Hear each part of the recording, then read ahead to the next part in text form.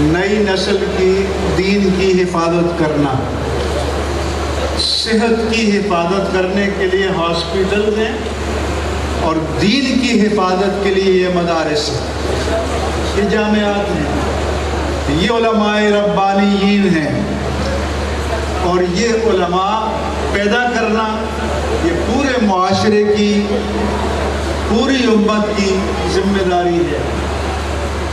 اعلیٰ حضرت نے فرمایا کہ مدارس کھولو،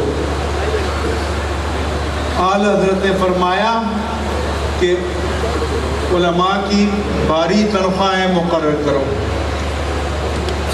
ہماری قوم کا حال کیا ہے؟ اگر نعت خوانی ہمارا عقیدہ ہے، نعت خوانی ہماری عقیدت ہے،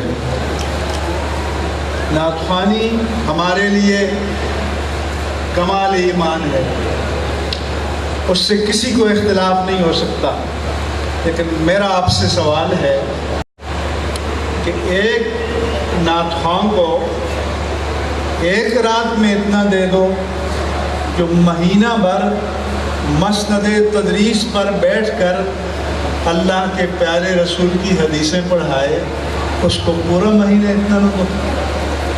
یہ عشق مصطفیٰ ہے۔ جو تمہیں دین کا راستہ بتائے اس کو بھول جاؤ، جو تمہیں اللہ کا کلام پڑھائے اس کو بھول جاؤ، تو پھر آپ کی ترجیحات کیا ہیں؟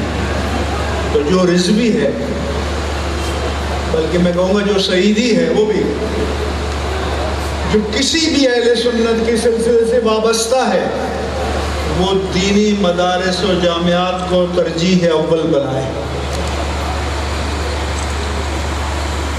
وہ دینی مجالس کو جن میں خطابات ہوں، جن میں عقائد کی اصطلاح ہو، جن میں اعمال کی اصطلاح ہو، جن میں قوم کی اصلاح ہو، اس کو ترجیح اول بناؤ۔ اگر آپ یہ نہیں کرتے تو آپ پھر مسلک علمی کی روح کو نہیں جانتے۔